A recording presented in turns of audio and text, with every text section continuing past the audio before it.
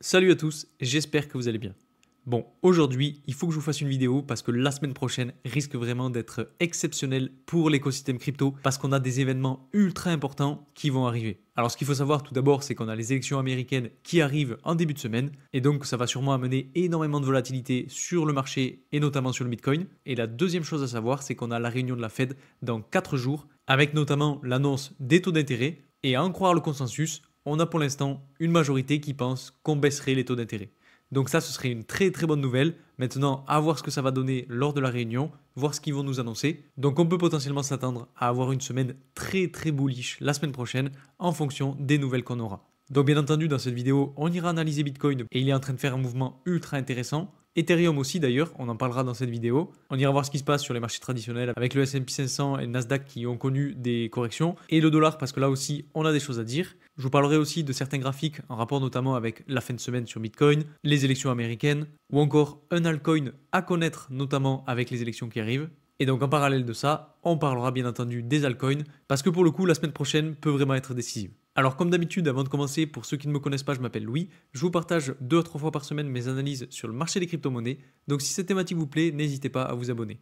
Je vous rappelle que vous avez aussi en description mes liens pour mes autres plateformes, que ce soit Instagram, Telegram, TikTok ou même Twitch. Sur ces autres plateformes, je vous partage aussi des petites exclusivités en avant-première. Donc si ça vous intéresse, surtout n'hésitez pas à aller m'y rejoindre. Tous les liens sont en description. Et puis bien entendu, n'oubliez pas que toutes les informations que je vous donne en vidéo ne sont pas à prendre comme des conseils en investissement. Donc faites bien vos propres recherches avant d'investir sur quoi que ce soit. Alors ceci étant dit, on va aller voir ce qui se passe sur Bitcoin. Alors pour ça, on va commencer avec des chandelles journalières parce qu'on a quelque chose d'assez intéressant à voir en ce moment.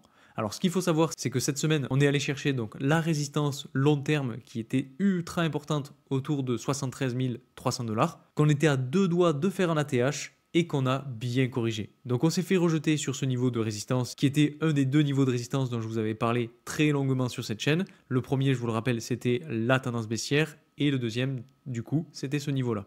Donc on s'est fait rejeter, maintenant on est toujours sur une tendance haussière, on fait toujours des bas de plus en plus haut et des hauts de plus en plus haut eux aussi, donc là il n'y a vraiment pas de souci à se faire et je pense que cette correction est justement très intéressante parce qu'en fait on vient heurter la résistance qui est une résistance très très puissante et qu'en plus de ça, ça permet de calmer un petit peu tout le monde avant les élections qui arrivent, avant les nouvelles de la Fed qui vont arriver la semaine prochaine. Donc finalement, on est peut-être justement en train de faire ce fameux retest de cet ancien niveau de résistance qui est donc le haut de canal baissier. On avait déjà fait une espèce de retest juste ici, mais c'était pas très propre. Donc potentiellement qu'on peut justement avoir ce type de retest à ce moment-là. Alors autre chose aussi à savoir, c'est qu'on a une tendance haussière qu'on a tracée comme ceci en blanc et qu'on n'est toujours pas venu la rechercher. Donc à voir en fonction des nouvelles qu'on a la semaine prochaine. Mais si on a des mauvaises nouvelles, et si par exemple on a des taux d'intérêt qui sont pas baissés, des élections américaines qui pour le coup ne vont pas dans le sens des crypto-monnaies, alors on pourrait potentiellement avoir une espèce de pattern en épaule-tête-épaule avec donc une épaule, une tête et une autre épaule et retourner chercher la tendance haussière. Ça, ce serait une des possibilités qui puisse arriver pour un petit peu finalement faire peur à tous les investisseurs qui se disent la semaine prochaine ça va être exceptionnel, ça va être magique, etc. Parce que c'est ce qu'ils adorent faire, nous faire peur, manipuler le marché et faire sortir les plus faibles. Donc ce type de scénario, en fait, ça m'étonnerait vraiment pas. Maintenant, si on a toutes les planètes qui s'alignent et qu'on a des bonnes nouvelles la semaine prochaine, alors on pourrait très bien aussi avoir finalement uniquement le retest du haut de canal pour ensuite, une nouvelle fois, aller chercher la résistance pour batailler avec. Donc à voir ce que ça va donner, surtout qu'en plus quand on regarde en daily sur le RSI, on a aussi une belle tendance haussière dont je vous ai parlé il y a pas mal de temps. Et donc quand on regarde un petit peu ce qui se passe, on a eu une première touche, une deuxième touche, une troisième touche, et là on n'est pas encore venu faire notre quatrième touche. Et à chaque fois en fait qu'on vient chercher cette tendance, on a du rebond. Vous voyez, sur ce point-là, on a eu du rebond ici sur la tendance. Sur ce point-là, c'est pareil, rebond sur la tendance, et ici la même chose avec 2 points bas. Donc on a 3 points, on peut tracer une tendance. Maintenant à voir ce que ça va donner parce qu'on ne peut pas indéfiniment continuer sur cette tendance haussière là. Il va falloir des mouvements haussiers ou baissiers. Et c'est pour ça que je vous dis qu'on pourrait avoir là aussi ce type de scénario. Mais que le premier scénario que je vous ai présenté n'est pas à négliger. Donc je voulais vous montrer ça vraiment pour que vous l'ayez en tête et que vous puissiez vous dire que si au pire des cas on réintègre le canal baissier, ce sera pas très grave parce qu'on aura le support sur cette tendance haussière et que au pire du pire des cas, on retournera chercher le niveau de support autour des 60 000 $. Et justement, par rapport à ça, je voulais vous montrer ce graphique-là que j'ai trouvé sur Twitter qui en fait montre les gaps CME Et ce qu'il faut savoir, c'est que finalement, on a un gap CME autour de 67 264 $ et un autre autour de 69 564 $. Alors celui qui est à 67 000 est plus vieux puisqu'il date du 25/10/2024 et le plus haut date de la clôture de vendredi dernier. Et généralement, ce qui se passe avec ces gaps, c'est qu'on vient les combler à chaque réouverture de marché. Donc pour ceux qui ne savent pas, en gros, pour faire simple et pour vulgariser, les professionnels s'arrêtent de trader le vendredi et réouvrent des positions le lundi. Et donc ça veut dire qu'entre les deux, vu que le marché des crypto-monnaies ne s'arrête pas, eh bien il faut rééquilibrer la balance et c'est pour ça qu'on dit que généralement le prix retourne chercher les niveaux de prix sur lesquels ils étaient en clôture avant le week-end. Alors ce qu'il faut voir, c'est que le gap CME du 25/10 n'a pas été comblé et que pour le coup on pourrait justement aller le chercher avant de combler une nouvelle fois le gap de ce début de mois de novembre. Ça voudrait tout simplement dire que si on fait ça, on retournerait chercher donc les 67 200 avant de repartir à la hausse et aller chercher les 69 500 $. Et donc pour le coup, si on fait ce type de mouvement, on aurait comblé les deux gaps et la boucle est bouclée. Donc attention à vous, lundi, il est possible d'avoir pas mal de volatilité entre ces deux niveaux. Ensuite, je voulais aussi vous présenter ce graphique-là. Donc toujours en lien avec les élections américaines, c'est un graphique que j'ai aussi trouvé sur Twitter qui a été fait par Crypto Rover et qui nous montre en gros les évolutions du prix du Bitcoin en fonction des élections américaines. Donc il nous compare un petit peu la courbe d'évolution du Bitcoin avec les deux élections précédentes, donc l'élection de 2016 et l'élection de 2020. Et ce qu'il faut regarder, c'est que à chaque fois qu'on a eu une élection américaine, on a eu ensuite une explosion du prix du Bitcoin. Donc c'est le cas pour 2016, c'est aussi le cas pour 2020 et donc actuellement on est en 2024 et donc il faut potentiellement s'attendre au même type d'évolution à la hausse suite à cet événement. Donc c'est pour ça que je vous dis très souvent que la fin de l'année risque d'être magnifique et qu'on risque d'avoir un bull run en 2025. Et justement, par rapport à ça, pour vous tenir un petit peu au courant du Bitcoin Monthly Return, bon là il est en train de charger, en gros ce qu'il faut voir c'est qu'on a clôturé le mois d'octobre dans le vert et quand on regarde en fait, on va aller plus loin, quand on regarde les pourcentages d'évolution des différents mois, eh bien on observe une réelle similarité entre ce qui s'est passé en 2023 et 2024 et ce qui s'est passé en 2015-2016. Si on compare en septembre 2015, on a presque 3%, en septembre 2023, on est à 4%, donc on est quasiment pareil. Octobre 2015, on est à peu près 30%, pareil en octobre 2023. Ici, bon, on est à 21% et en novembre 2023, on est à peu près 9%, donc là pour le coup, c'est pas ultra identique, mais bon, on est quand même dans le vert. Et en décembre 2023, on est à 12% et en décembre 2015, on est à 13%. Donc on a énormément de similarités dans l'évolution du prix du Bitcoin mois par mois sur ces deux cycles-là. Donc moi je maintiens très fortement cette théorie comme quoi on aurait le même type de cycle qu'entre 2015 et 2017 avec justement un bull run en 2025. Parce que même si on continue un peu plus loin, en septembre 2016 on a eu presque 6% de hausse et en septembre 2024 on est à un petit peu plus de 7%. Et on a la même chose en octobre. Octobre 2016 on est à 14, presque 15% et octobre 2024 on est à 11%. Alors ce qu'il faut regarder aussi c'est que pour l'instant le mois de novembre est dans le rouge mais c'est tout à fait normal puisque tout simplement on est venu chercher la résistance en fin de mois d'octobre et ensuite on a corrigé, on a ravalé un petit peu toute la hausse qu'on avait faite. Mais bon, on n'est qu'en début de mois, on n'est que le 3 novembre. Donc honnêtement, même si on continue de corriger un petit peu, je suis assez confiant sur la fin du mois de novembre pour pourquoi pas réussir à faire un nouvel ATH. On était vraiment à 2 doigts de faire un nouvel ATH en fin de mois dernier et je reste convaincu qu'on pourrait en faire un très prochainement. Donc personnellement, je reste sur mes positions et donc si on suit cette théorie, on pourrait potentiellement s'attendre en novembre à avoir une évolution similaire à celle qu'on a fait en 2016, c'est-à-dire de 6%. Et donc en décembre, même chose, on pourrait être aux alentours de 30%. Et si on évolue de 6% sur ce mois de novembre, alors pour ça, on va partir sur la mèche du 1er novembre et qu'on prend environ 6%, vous voyez qu'on arriverait à un nouveau sommet. Donc justement, ce mois de novembre va être ponctué par des nouvelles ultra importantes. On peut avoir de la volatilité, ce qui explique qu'on n'aurait pas forcément une évolution majeure à la hausse avec un réel breakout du niveau de résistance et donc de l'ATH. Mais c'est aussi un petit peu pour ça qu'on pourrait s'attendre justement à avoir un mois de décembre encore plus explosif avec potentiellement 30% de hausse.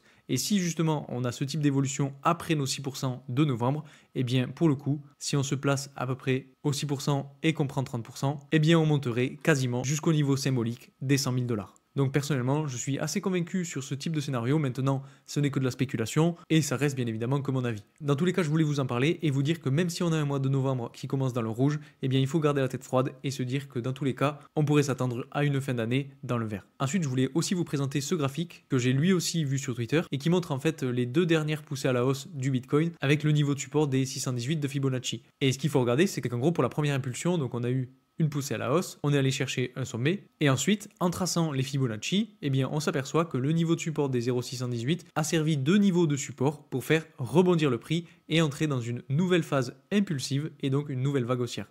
Donc ensuite, pareil, on vient chercher un nouveau sommet, on fait un pullback, et on va chercher le niveau de support des 0,618. Donc là, pour le coup, vous voyez qu'on a une mèche qui est descendue assez bas, autour de 67 500. Alors, c'est des chandelles de 12 heures, donc à voir en fonction de la clôture, mais il se pourrait qu'on ait justement atteint le bas et qu'on vienne se reposer sur le support du niveau des 0,618 de Fibonacci. Et si vous voulez que je sois plus précis et que je vous le montre directement sur le graphique, si on se met donc sur l'intervalle de 12 heures, avec donc des chandelles qui représentent 12 heures, et que justement on vient tracer les Fibonacci. Alors moi ce sera pas 618, ce sera 62 parce que je l'ai réglé autrement. Mais en gros vous voyez qu'on a bien ce pullback, le rebond sur le niveau des 0,62 de Fibonacci. Donc ça c'est pour la première impulsion.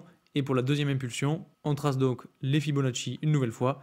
Et là, pour le coup, on est bien sur ce niveau des 0,62, avec pour l'instant un rebond qui se confirme, entre guillemets. Si justement on arrive à avoir du rebond sur ce point-là, alors ça peut être très intéressant, et donc on pourrait s'attendre à retourner chercher potentiellement la résistance. Donc il y a plusieurs scénarios, il y a plusieurs théories. Je fais exprès de vous en présenter plusieurs pour que vous puissiez vraiment vous faire votre propre avis en fonction des indicateurs, en fonction des données, etc. Parce que je ne veux pas me focaliser sur une seule théorie. Parce que bien évidemment, je ne suis pas devin, j'ai pas de boule de cristal, donc je ne peux pas prédire ce qui va se passer dans l'avenir. Alors ça c'était pour Bitcoin. Maintenant, si on regarde sur Ethereum, là aussi, le plan se déroule toujours parfaitement. On est venu chercher la résistance, on a corrigé, et maintenant on est sur le support donc de la tendance haussière. Et donc c'est ultra propre, vraiment on a une touche, 2 touches, 3 touches, 4 touches, 5 touches et 6 touches pour l'instant de cette tendance. Donc à voir ce que ça va donner. Pour l'instant on a du rebond dessus, donc c'est très très bon signe. On est toujours sur une tendance haussière, on n'a pas cassé à la baisse, donc on pourrait s'attendre une nouvelle fois à rebondir et à aller chercher petit à petit le niveau de support. Maintenant, si on vient casser à la baisse la tendance haussière, alors là, pour le coup, on pourrait se diriger tout droit vers le niveau de support des 2170 $. Maintenant, encore une fois, je ne traite pas trop sur Ethereum parce qu'on a beaucoup d'incertitudes autour de cette crypto-monnaie-là. Personnellement, je suis plus sur Solana, surtout qu'en plus, on vient de voir un pullback sur l'ancien niveau de résistance, donc potentiellement opportunité de retournement. Mais bon, ça encore une fois, c'est que de la théorie. Si on regarde ce qui se passe ensuite, donc sur le S&P 500 et le Nasdaq, on a connu une correction. Alors c'est ce que je vous disais donc dans ma dernière vidéo, on est venu chercher à plusieurs reprises ce niveau-là, on a bataillé très fortement donc autour de cette période avec plusieurs chandelles et plusieurs mèches qui viennent chercher donc un niveau de résistance que je pourrais tracer à peu près comme ceci. Et ensuite, on a corrigé. Il y a pas mal d'actions qui ont perdu, mais bon, dans tous les cas, on reste sur une tendance haussière.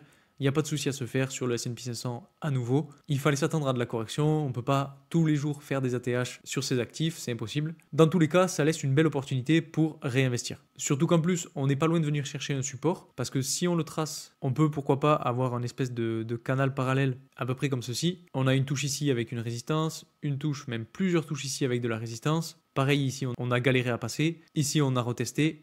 Et donc là, pour le coup, on retourne chercher une nouvelle fois ce niveau de support. Donc je pense que les élections américaines vont là aussi être déterminantes pour savoir si on va à la hausse ou à la baisse. Mais bon, dans tous les cas, tant qu'on ne casse pas à la baisse la tendance haussière, tout va bien. Et bien entendu, sur Nasdaq, on a la même chose. Malheureusement, on n'est pas encore venu chercher l'ATH. On est retourné chercher quasiment le niveau de support. Mais honnêtement, je pense que c'est qu'une question de semaines, voire de jours, avant d'arriver sur un nouvel ATH là aussi. Et encore une fois, sur cet actif aussi, on risque d'avoir beaucoup d'influence de la part des élections américaines, mais aussi de l'annonce des taux. Parce que, encore une fois, je vous le rappelle, si on a des taux qui sont baissés, ça va ouvrir plus de portes aux investisseurs pour investir justement dans des actifs plus risqués. Et donc, ça va être très bon signe pour tous ces actifs comme le S&P 500, le Nasdaq et même les crypto-monnaies. Et si on regarde ce qui se passe sur le dollar, je vous ai dit dans ma dernière vidéo qu'on est allé chercher donc le deuxième niveau de résistance. Il a été franchi une première fois, on a beaucoup bataillé autour de ce niveau-là. Maintenant, vendredi dernier, on a eu une belle poussée à la hausse du dollar. Mais par contre, quand on regarde le RSI, on voit qu'on est dans des zones de surachat et qu'on a un RSI qui est retourné dans des zones plus neutres. Donc généralement, quand on a ce type de scénario sur le RSI, eh bien ça signifie tout simplement qu'on a une tendance baissière qui s'enclenche et qui pourrait donc mener le dollar à corriger. Maintenant, ce n'est pas une science exacte, attention.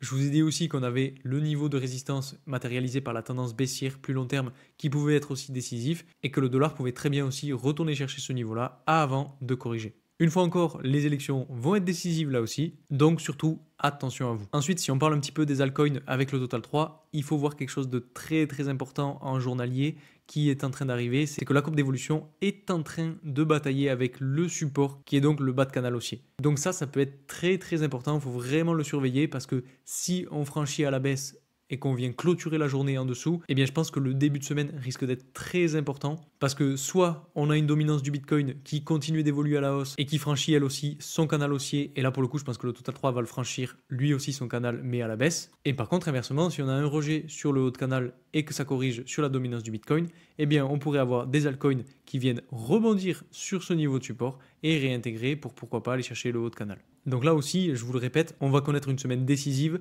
avec un potentiel switch entre Bitcoin Season et Altcoin Season. Parce que je vous le rappelle, en gros, la Bitcoin dominance et le Total 3 sont assez corrélés puisque en gros, le Total 3, c'est la capitalisation boursière totale de toutes les crypto-monnaies hormis Bitcoin et Ethereum.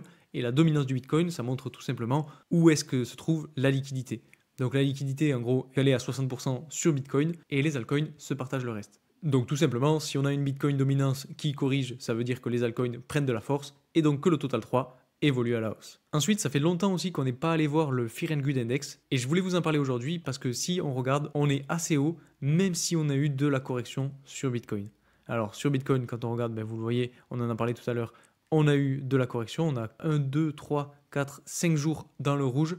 Et pourtant, on a quand même un Fear and Greed Index qui est très haut. Donc attention, généralement, quand on est dans des zones comme celle-ci, c'est assez mauvais signe, j'ai envie de dire, parce que quand on a toute la masse qui est enthousiaste sur l'évolution à la hausse du prix de Bitcoin, eh bien généralement, on a de la correction. Et tant qu'on n'a pas un Fear and Greed qui repasse dans des zones orangées, rouges, eh bien on n'a pas forcément de retournement de tendance. Donc ça aussi, c'est un indicateur qui est assez intéressant, dont je parle pas trop en ce moment, mais qui pour le coup est à connaître. Donc attention à vous, honnêtement sur Bitcoin, je pense que c'est pas le moment de mettre trop de levier sur vos positions, surtout avec les nouvelles qui arrivent la semaine prochaine. Et puis pour avoir une note un petit peu plus enthousiaste, je voulais à nouveau vous montrer ce graphique-là qui en fait représente le P-Cycle Top Indicator. Donc en gros, pour vulgariser, à chaque fois qu'on a la courbe orange qui vient croiser la courbe verte, eh bien on a un sommet historique. Ici donc en 2013, on a eu un croisement, un sommet historique. En 2014, un croisement, un sommet historique.